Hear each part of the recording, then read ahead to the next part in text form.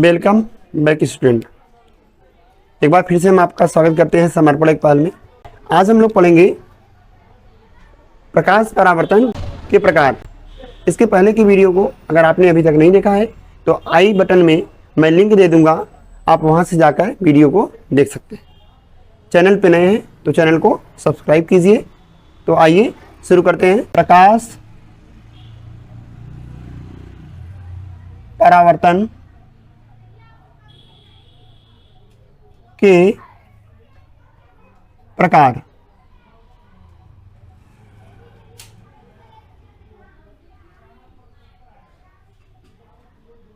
प्रकाश परावर्तन के प्रकार।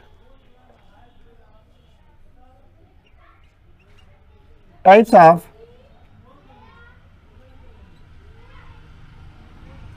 Reflection of light.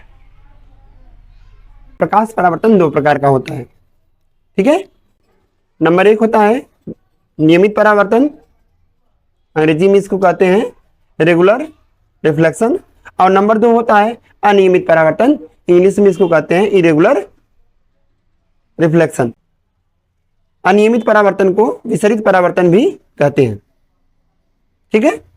तो देखिए नियमित परावर्तन क्या होता है। यदि स्रोत से आने वाली समांतर प्रकाश किरणें किसी परावर्तक पृष्ठ पर टकराकर एक दूसरे के समांतर परावर्तित हो जाती हैं तो इस प्रकार के परावर्तन को नियमित परावर्तन कहते हैं। समझ में आया? देखिए ये मान लीजिए हमारे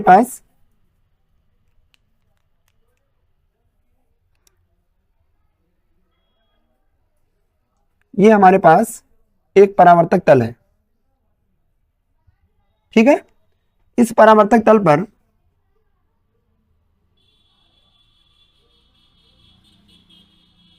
यहां पर समांतर किरणों को डाला जा रहा है, ठीक है।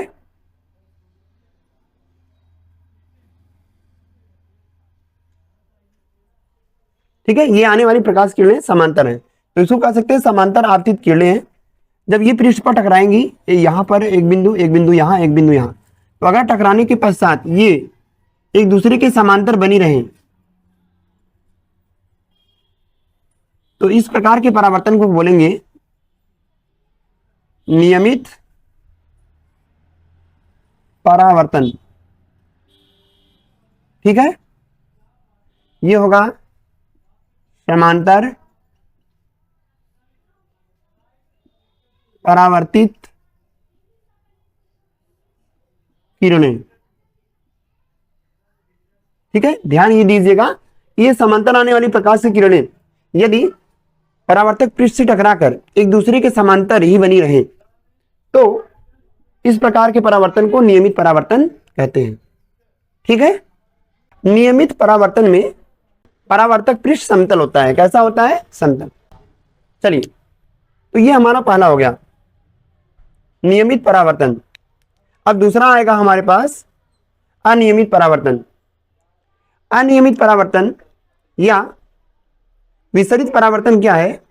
देखिए, यदि समांतर आने वाली प्रकाश किरणें किसी परावर्तक पृष्ठ से टकराकर एक दूसरे के समांतर न रहें, अर्थात परावर्तित प्रकाश किरणें एक दूसरे को प्रतिच्छेद करें, इस प्रकार के परावर्तन को अनियमित परावर्तन कहते हैं, ठीक है। आइए यहां समझते हैं। ये मान लीजिए हमारे पास एक परावर्तक पृष्ठ है,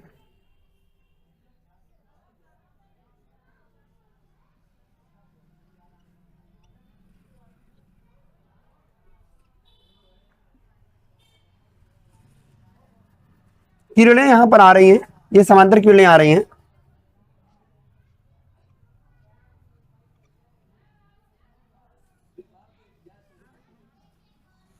ठीक है। ये किरणें यहां टकराई, परंतु परावर्तन के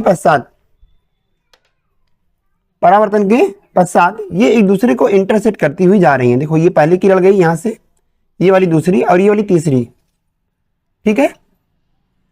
समझ में आया कि नहीं आया? तो यदि ऐसा परावर्तन जिसमें समांतर आने वाली प्रकाश की किरणें परावर्तक पृष्ठ से टकराने के पश्चात एक दूसरे के समांतर न रहें तो इस प्रकार के परावर्तन को अनियमित परावर्तन कहते हैं। अनियमित परावर्तन, समझ में आया? ठीक है, आगे बढ़े, कोई दिक्कत? चलिए, ठीक है। ये समांतर किरणें आएंगी यहाँ पर, 3 पृष्ठों पे आपतित होंगी और तीनों एक परावर्तन के पश्चात एक दूसरे के समांतर नहीं रहेंगी। तो इसका जो पृष्ठ होता है वह असमतल होता है। ये वाला पृष्ठ कैसा होगा? देखिए, ये पृष्ठ अगर सही से बनाया जाए तो कुछ इस प्रकार का होगा। ठीक है, समझ में आ गया? आगे है दर्पण। अगली हेडिंग क्या है? दर्पण। दर्पण क्या है? यदि हम पारदर्शी कांच के किसी एक भाग को सिल्वर से या लेड ऑक्साइड से पॉलिश कर दें, फिर से बोल रहे हैं, यदि हम किसी पारदर्शी कांच को लेकर उसके एक भाग को सिल्वर से, सिल्वर मतलब एजी, या लेड ऑक्साइड मतलब पीबीओ से पॉलिश कर दें, ठीक है, तो बनने वाले इस प्रकाशिक यंत्र को क्या बोलेंगे? दर्पण। इंग्लिश में क्या कहेंगे इसको? मिरर। समझ में आया या नहीं? नहीं आया? फिर से बता देते हैं। देखिए, यदि हम एक कांच ले लें, एक पारदर्शी कांच को ले लें और उसके किसी एक भाग को क्या करें? सिल्वर से या लेड ऑक्साइड से पॉलिश कर दें, इस प्रकार के यंत्र को दर्पण कहते हैं। तो दर्पण की परिभाषा लिखेंगे। क्या परिभाषा होगी दर्पण की? यदि किसी पारदर्शी कांच के एक तल को एजी यानी सिल्वर या पीबीओ से पॉलिश कर दें,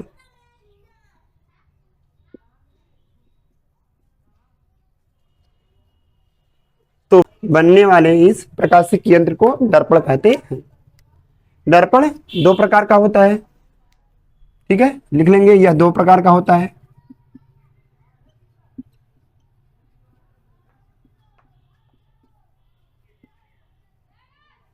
नंबर 1 समतल दर्पण, इंग्लिश में इसको कहेंगे प्लेन मिरर।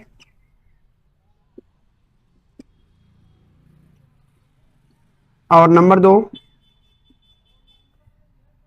गोलीय दर्पण, इसको बोलेंगे स्फेरिकल मिरर।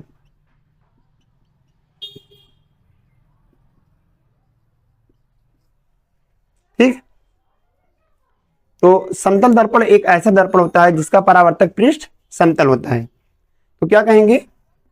हेडिंग लगाएंगे, समतल दर्पण।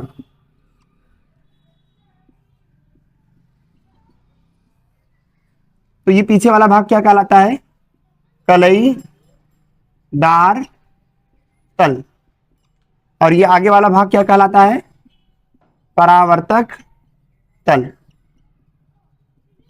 तो परावर्तक तल क्या होता है? जिस पर प्रकाश किरणें आकर टकराती हैं, ऐसा तल जिस पर प्रकाश किरणें आकर टकराती हैं